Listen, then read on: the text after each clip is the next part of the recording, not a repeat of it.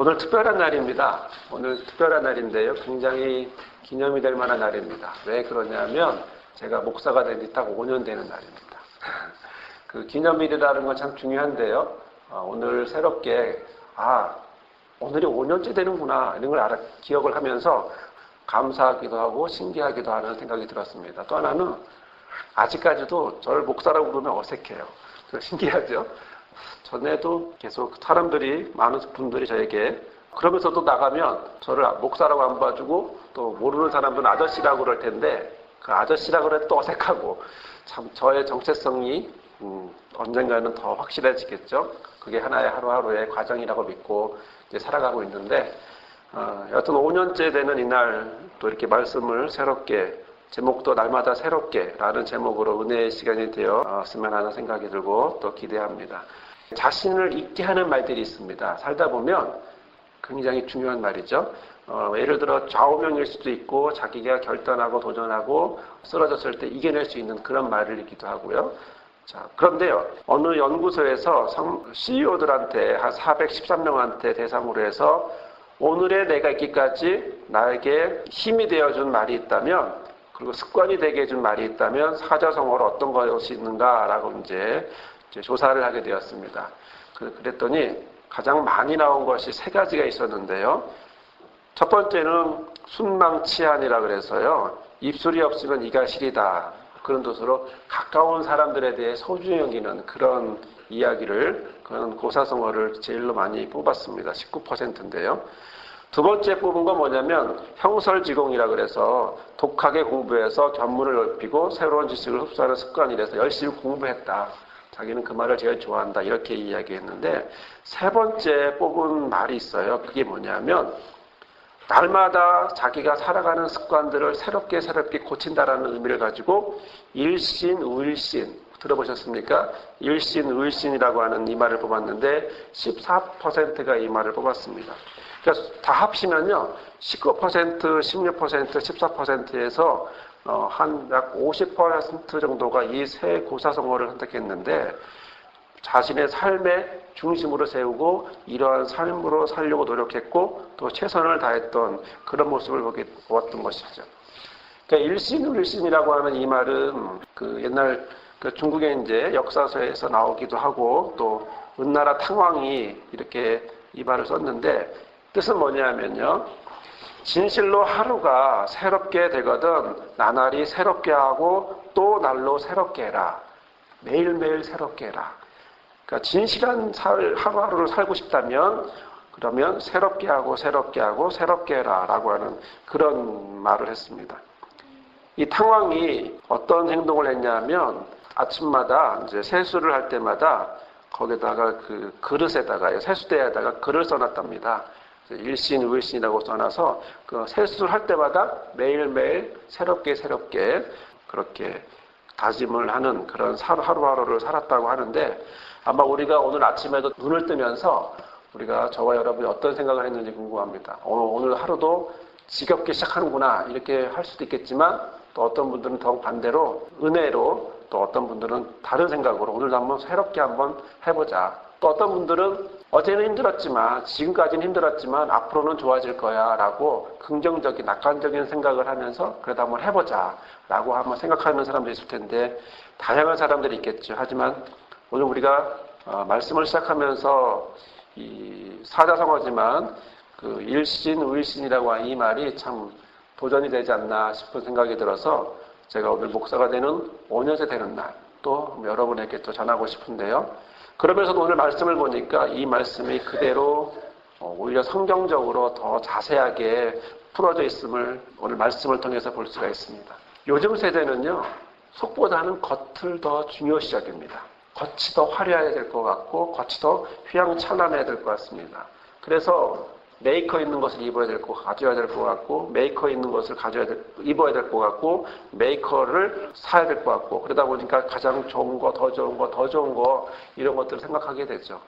더 좋은 것이 있으면 더 찾게 되고 그것이 나를 바꿔준다고 생각하지만 우리가 읽었던 이런 사자성어를 본다면 옛날부터 사람들은 겉이 아닌 속이 중요했다라는 사실을 너무나 잘 알고 있었습니다. 오늘 이 말씀은 2장 18절의 말씀을 보니까요. 요한의 제자들과 바리새인들이 금식을 하고 있습니다. 혹이 예수께 와서 말하되 요한의 제자들과 바리새인들은 금식을 하는데 어찌하여 당신의 제자들은 금식하지 않습니까? 라고 이렇게 이야기를 했습니다. 여러분, 당시나 지금이나 계속해서 금식은 이야기되고 있고요. 금식에 대해서 우리는 많은 고민도 하고 있고요. 또 우리의 삶을 금식하며 살아야겠구나라고 생각할 때도 너무나 많습니다. 당시 예수님 당시에도 지금 세례 요한의 제자들과 또 바리새인들은 금식을 하고 있었는데요. 이 금식이라고 하는 것이 시대적으로 굉장한 변천이 있었음을 우리는 말씀을 통해서 알 수 있습니다. 이스라엘이 처음 시작하면서 언제부터 금식을 했냐 하면 보통은 이제 속죄일에, 레위기에 나와 있는 말씀인데 속죄일에만 금식을 했었습니다. 근데 역사가 지나면서 바벨론 포로가 되면서는 1년에 4번을 금식을 했고요. 절기 때 이렇게 해서 4번을 금식했고요. 또 공식적으로는 이 금식을 했지만 또 개인적으로도 금식을 했는데 이런 금식은 뭐가 있냐면 우리들이 잘 알고 있는 한 끼 금식 이런 건 아니고 하루 금식, 일주일 금식, 또 하나는 3주 금식. 누가 있겠습니까? 3주 금식하면 다니엘이겠죠. 다니엘의 기도를 통해서 볼 수도 있고 40일의 금식 누굴까요? 모세 2번 했죠. 그러니까 이제 하루 금식이라든가 일주일 금식이라든가 아니면 3주 또는 40일 이런 금식들이 개인적으로 있었습니다. 공식적으로도 종교적으로 그다음에 유대 신앙 안에서 금식이 있었고 또 하나는 개인적으로도 이렇게 금식을 하게 되었는데요. 그런데 이게 시대가 흐르면서 예수님 당시에는 매주 2번씩 금식을 했대요. 공식적으로. 왜 그러냐면 바리새인들이 생각하기에 율법이 중요하죠. 그러니까 율법을 받으러 시내산에 올라갔었을 날이 자기들이 보니까 월요일 것 같대요.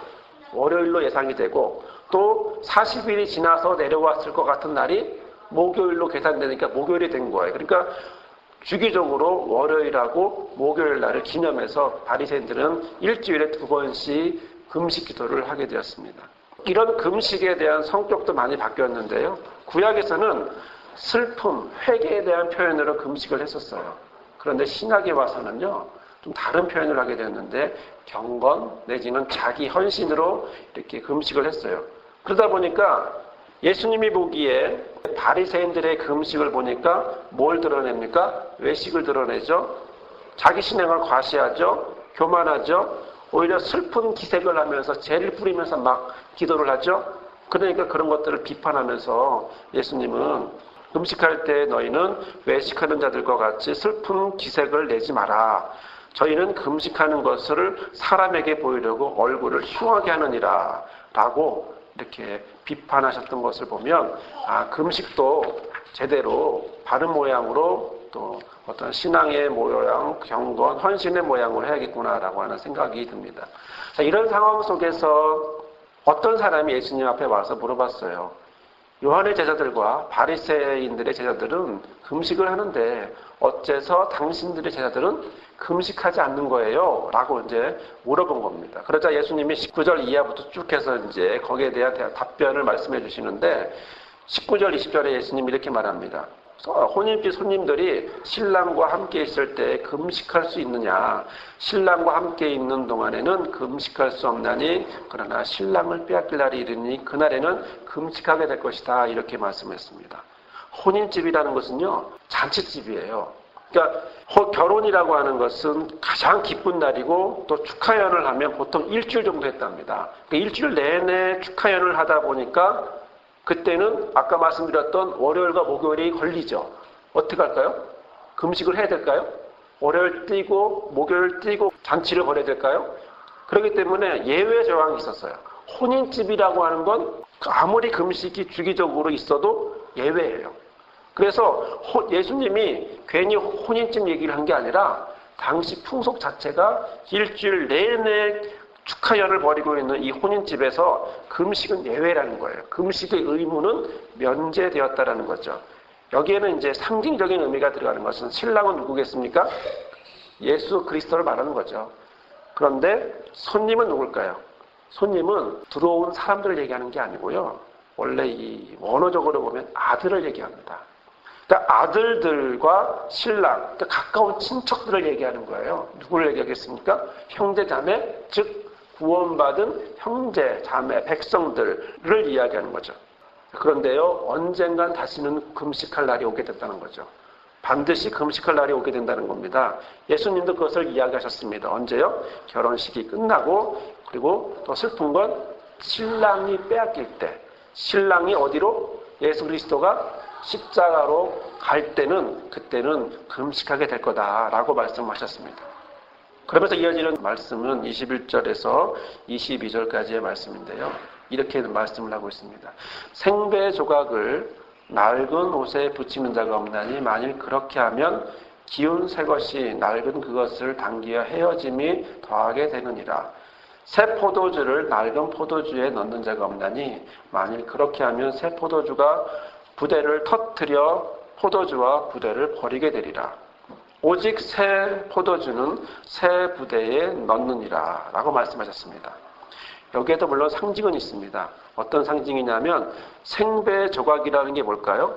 생배 조각이라고 하는 것은 예수 그리스도로 말미암아 들어온 복음의 새로운 복음, 바로 이 복음의 질서를 이야기하는 것이고, 낡은 옷이라고 하는 것은 주어진 하나님으로부터 주신 율법을 인간적으로 해석하고 문자적으로 준수하는 거기에 얽매인 전통이라고 하는 것에 얽매인 하나님의 말씀과는 거리가 먼 전통이라고 하는 것의 구질서의 옛날 질서를 의미하는 바로 그런 의미를 갖고 있습니다.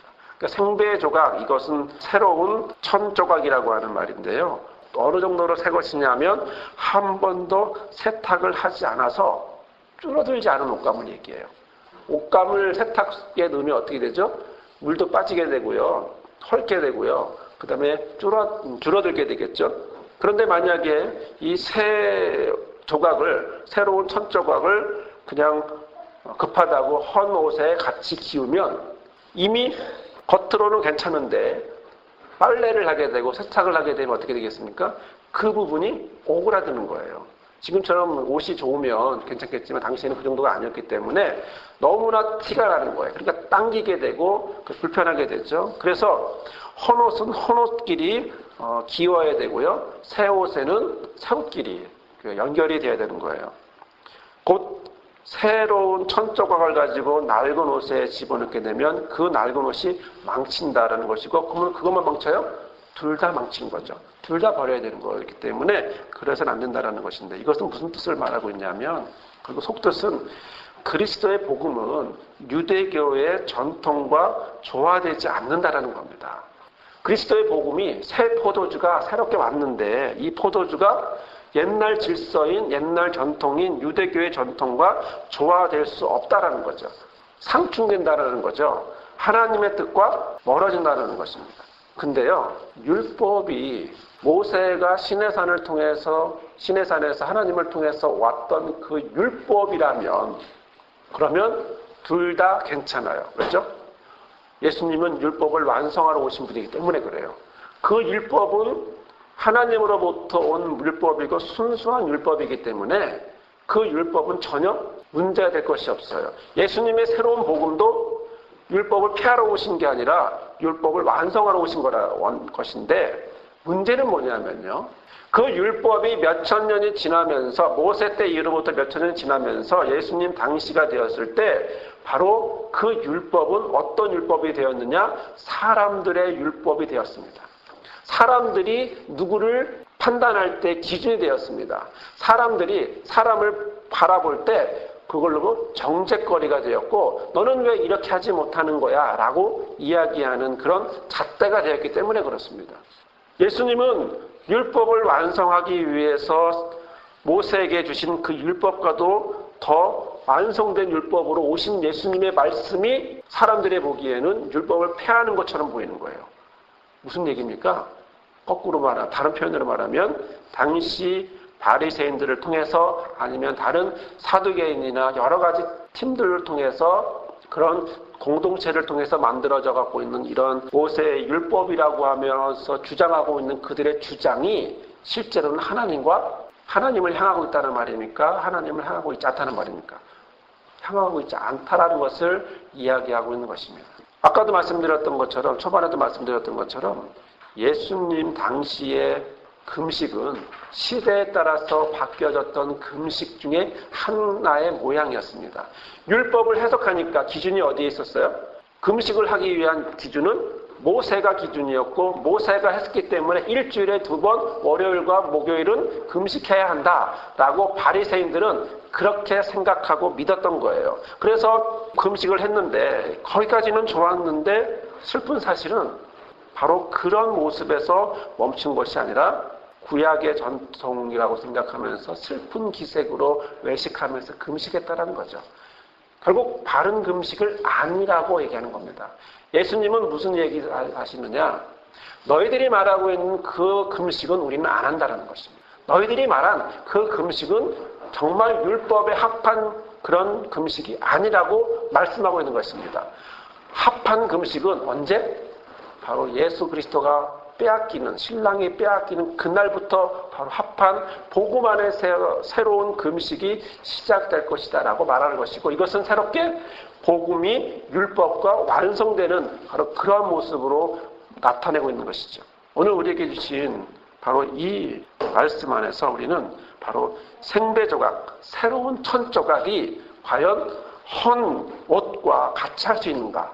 우리는 복음과 유대교를 비교한다고 생각하지만 예수님이 비교하신 건 하나님이 주신 하나님의 그리스도의 복음과 인간이 유대교를 통해서 만들어낸 바로 그런 인간의 신앙 안에서 만들어낸 바로 그런 종교적인 전통, 이것과는 둘이서 하나가 될 수 없다라고 하는 사실을 이야기하는 것입니다. 그래서 복음은, 생배조각은 바로 이런 낡은 옷과 같이 할 수 없다라는 것이죠. 그렇기 때문에 주께서 말씀하시는 것은 22절에 새 포도주를 낡은 가죽 부대에 넣는 자가 없다. 이건 미련한 짓이다라는 것이죠. 만일 그렇게 하면 새 포도주가 부대를 어떻게 해요? 터뜨린다라는 거죠. 포도주와 부대가 둘 다 버리게 된다라고 하는 의미를 갖고 있습니다. 새 포도주는요, 아직 발효가 되지 않았습니다. 발효가 되지 않다 보니까 가죽 부대에 넣게 보면 그 가죽 부대가 어떻게 될까요? 발효가 되기 시작하면서 그 가죽 부대가 부풀기 시작하죠. 그럼 부푼다는 얘기는 그것을 견딜 수 있어야 돼요. 그것을 견뎌서 유연하고 실축성이 있어야 되고 변화에 따라서 그것을 견딜 수 있어야 돼요. 근데 낡은 가죽 부대는 견딜 수가 없어요. 우리가 콜라나 사이다를 처음에 따면 어떻죠? 그러면 막 하고 소리가 나죠. 그리고 나서 다시 잠그면 어떻습니까? 이게 헐렁헐렁 하잖아요. 헐렁헐렁한데 만약에 그것을 땅바닥에 떨어뜨리면 거품이 생기면서 다시 콜라나 사이다의 페트병이 딱딱해지는 거하고 똑같습니다. 즉 아직 새로운 새 포도주는 아직 발효가 되지 않았기 때문에 그 부피가 지금 그 상태라고 말할 수 없다는 거죠. 새 포도주는 새 가죽에 넣어서 견딜 수 있는 새 가죽에 넣어서 그래서 부피를 견딜 수 있어야 한다라는 것입니다. 새 포도주는 왕성한 생명력이 있다는 거예요. 발효된다는 거죠. 발효는 뭐예요? 부피가 커지고 단단해지고 영향력이 넓어진다는 거죠. 지금 너희들이 갖고 있는 인간의 종교로 만들어버린 유대교의 전통으로는 사람을 살릴 수 없다는 거예요.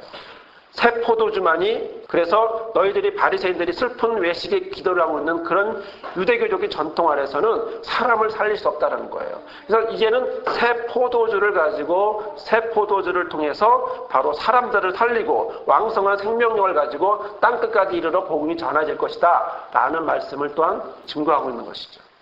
이래서 오히려 너희들이 말하는 그런 복음, 그런 율법으로 가득 찬, 전통으로 가득 찬 이런 모습이 아니라 앞으로 오게 될, 또 손안에 닿게 될, 손에 가까이 있는 하나님의 나라, 바로 그 나라는 바로 이런 기쁜 혼인잔치와도 같고 축제와도 같은 그런 모습이라는 것입니다. 놀라운 모습이 있는데요. 이 복음이 어디에 있습니까? 이 복음이 우리 삶 가운데 있습니다. 이 복음이 우리 땅에 들어왔습니다. 이 복음이 지구 반대편이 이 땅에 들어왔습니다. 또 이 복음이 왕성한 생명력을 가진 이 복음이 어디까지? 우리의 삶에 들어왔습니다. 저는 복음을 전하면서 목회를 하면서 많은 놀라운 것들을 보게 되는데요. 한 사람이 구원받을 때, 한 사람이 한 생명이 구원받을 때 이 사람이 겉으로는 우연히 구원받고 우연히 예수 믿게 된 것 같은데요. 참 놀라운 건 찬송, 복음성가에 있는 것처럼 누군가 널 위해 기도하네 하는 것처럼 누군가가 이 사람들을 위해서 수없이 많은 사람들이 기도했다라고 하는 그런 사실들을 많이 보게 됩니다. 한 사람이 그런 기도를 통해서 누구의 기도인지는 모르지만 바로 그런 기도를 통해서 한 사람이 복음을 듣고 복음으로 변화되는 것을 보게 되는데요. 자, 복음이 지구 반대편인 이곳까지 오게 됐습니다. 그리고 그 복음이 전혀 상관없을 것 같은 우리의 삶에도, 저의 삶에도, 여러분의 삶에도 그 복음이 들어와서 여러분들과 함께하고 있습니다. 저나 여러분이 예수 믿을 거라고 우리가 상상하거나 생각하지 않습니다. 하지만 은혜 안에 우리가 주님의 인도함에 따라서 우리가 복음을 받아들이게 되고 복음의 삶을 살게 되었는데 하나님께서는 저와 여러분에게 또 하나 요구하는 것이 있습니다. 복음을 받아들인 저와 여러분에게 요구하는 것이 하나 있습니다. 저와 여러분에게 부탁하는 것이 하나 있습니다. 그것은 그릇을 새롭게 하라는 것입니다. 부대를 새롭게 하라는 것입니다. 단순히 설거지를 같은 그런 깨끗하게 하는 정도가 아니라 새 것으로 바꾸라고 되어 하는 것이죠. 오늘 말씀해 보니까요, 22절에 보니까 새 포도주라고 되어 있습니다. 이 새 포도주라고 하는 말에 새는 뭐냐면 영어로 new예요, new. 그러니까 네온이라고 하는 헬라어로 네온이라고 하는 말인데 놀라운 것은 이 새 포도주에 나오는 새는 네온이라고 하는 말이지만 뒤에 나오는 새 부대는 똑같은 네온이라는 말을 사용하지 않습니다. 이 뒤에 나와 있는 새 부대, 이 새 부대 할 때 이 새는 뉴가 아니라 카이노스라고 하는 말입니다. 이 무슨 말이냐면요. 앞에서 말하는 네온, 네오스라고 하는 이 말은 시간적으로 깨끗해진다라는 뜻이고요. 뒤에 나와 있는 카이노스라고 하는데 원형은 카이노스라고 하는 이 말은 본질적으로 새로워진다는 거예요. 본질적으로. 그냥 있는 그냥 부대가 아니고 그냥 본질적으로 완전히 바뀌어져야 한다는 거예요. 즉 카이노스라고 하는 것은 뭐냐면 예수께서 가버나움에서 말씀을 전하실 때 귀신 들린 사람이 고쳤어요. 그러면 사람들이 뭐라고 말했냐면 예수님의 가르침에 대해서 와, 권세 있는 새 교훈이다 그랬어요. 새 교훈. 무슨 얘기냐면 여기서 나오는 이 새라고 하는 말도 카이노스예요. 본질적으로 바뀐 말이라는 거죠. 지금까지 내가 들었던 바리새인들의 그런 메시지가 아니었다. 이제는 그냥 흔한 그런 메시지가 아니고 정말 귀신 들린 자가 고쳐지는 그런 새로운 복음, 본질적으로 바뀐 그런 교훈이 있는 바로 그런 말씀이라고 유대인들은 감탄을 한 거예요. 무슨 말입니까? 본질적으로 새로워지는 이 새 복음이 어디까지? 새 포도주가 되어서 그리고 이렇게 새롭게 바뀌어진 이 새 포도주가 어디에 담겨져야 된다고요? 우리 새 부대에 본질적으로 바뀌어지는 새 부대에 담겨져야 한다라고 말씀을 증거하고 있는 것입니다. 사랑하는 성도 여러분, 저와 여러분은 지금 새롭게 되고 싶어 하십니다. 삶을 매일매일 새롭게 되고 싶어 합니다. 이미 복음은 새로운데 내 그릇은 새롭지 못하다고 생각하면서 새롭게 되고 싶어 하는 생각들이 너무나 많습니다. 내 그릇은 새로워지고 싶은데 우리는 본인이 나를 봤을 때 여전히 나는 옛날 그 부대인 것 같고 옛날 그 그릇인 것 같고 옛날의 나인 것 같이 느껴질 때가 너무나 많습니다. 하지만 말씀을 증거합니다. 뭐라고 말씀합니까? 새 포도주는 새 부대에 본질적으로 바뀌어진 그릇에 담겨져야 한다는 것입니다. 그럼 어떻게 해야 될까요? 답은 간단합니다. 날마다 새롭게 날마다 우리가 본질적으로 새롭게 또 새롭게 바뀌어야 한다는 것입니다. 본질적으로 우리가 새롭게 하는 것은 우리의 노력으로 하지 않습니다. 우리의 노력으로 되지 않습니다. 은혜로 됩니다. 말씀으로 됩니다. 진리로 됩니다. 또 주님의 은혜 안에 됩니다. 그래서 우리는 날마다 새로워지고자 하고 새로워짐으로 인해서 우리가 주님의 은혜 안에 살려고 하는데요. 그러기 위해서 우리 안에 하나님이 하셔야 될 것도 있지만 또 하나 우리 안에서 내가 해야 될 것도 있습니다. 그것은 깨닫는 것입니다. 아, 내가 뭘 바꿔야 되지? 내가 어떤 걸 바꿔야 되지? 내 그릇에 어떤 오점이 있지? 내 그릇에 어떤 더러운 것이 있지? 그래서 내 그릇을 어떻게 바꿔야 될까? 수선해야 될까? 회복해야 될까? 이런 모습들을 보아야 한다는 것입니다. 이것을 자각이라고 말합니다. 그리고 이것을 하기 위해 우리는 의식하고 노력하고 헌신해야 합니다. 그런데요, 다시 말씀을 드리지만 우리 것으로만 되지 않습니다. 내가 날마다 하나님 앞에서 새로워지려고 하지만 그러나 또 하나 무엇이 더 필요합니까? 하나님의 함께 하심이 당연히 있어야 합니다. 이 두 가지가 함께 할 때 바로 우리는 날마다 우리는 새로워질 수 있습니다. 하지만 놀라운 사실은 하나님은 저와 여러분에게 언제나 함께 하십니다. 세상 끝날 때까지 함께 하십니다. 결국 무슨 얘기예요? 두 가지가 필요해요. 우리가 새로워지기 위해선 두 가지가 필요해요. 하나님이 함께 해야 되고 내가 자각하고 헌신하고 노력해야 돼요. 그런데 이미 하나님은 세상 끝날 때까지 함께 하셔요. 남은 건 뭐예요? 내가 자각하고 내가 주 앞에 고쳐야 될 것을 깨닫게 되고 그리고 헌신하고 한 걸음 나가려고 하는 날마다 본질적으로 새로워지려고 하나님 앞에 고백하며 나가는 모습이 필요하다는 것입니다. 그래서 새 부대는 첫 번째는 마음입니다. 왜요? 아버지의 말씀을 담는 곳은 하나님의 은혜를 담는 곳은 다른 곳이 아닙니다. 내 남편도 내 아내도 내 자식도 아닙니다. 아버지의 말씀을 담는 곳은 내 마음입니다. 또 그 담는 내 마음은 또 어디로 넓어지느냐? 내 생활로, 삶으로, 내가 살고 있는 이 모양으로 넓어지게 되어 있습니다. 왜요? 뜻이 이미 하늘에서 이루어졌거든요. 그래서 그 뜻이 이미 이루어진 그 뜻이 어디로? 이 땅에. 이 땅이 어디예요? 내 마음, 내 삶, 나의 모든 주변들을 얘기하는 것입니다. 내가 가는 곳. 내가 어딜 갑니까? 가정을 들어가죠. 직장을 가죠. 그 다음에 지역을 가고 학교를 가고 사회로 들어갑니다. 또 하나 교회로 들어갑니다. 바로 이런 내가 들어가는 그곳에 하나님은 이미 우리의 삶으로 역사하셔서 바로 은혜를 또 아버지의 뜻이 하늘에서 이룬 것처럼 땅에서도 이루어지게 하신다는 것입니다. 사랑하는 여러분, 오늘 저와 여러분에게 주께서 말씀하시는 것은 새 포도주는 새 부대에 담으라 말씀하십니다. 이미 포도주는 새 것입니다. 복음은 새 것입니다. 율법과 하나 되는 율법을 완성한 그런 바로 하나님의 뜻에 합당한 포도주는 이미 우리의 삶 가운데 주어졌습니다. 이제 우리가 할 것은 주 앞에 나아가 아버지의 뜻이 이루어진 것처럼 하늘에서 이루어진 것처럼 우리 삶 가운데 이루어지도록 바로 이루어지도록 우리의 마음을 우리의 삶을 새롭게 한 걸음 해나가는 것입니다. 그것은 자각이고 그것은 나의 의지이고 그것은 바로 노력입니다. 다시 반복해 말씀드리지만 나 혼자 하는 게 아니라 이미 나와 함께 하신 누구랑? 하나님과 함께 그것이 가능해진다라고 하는 사실입니다.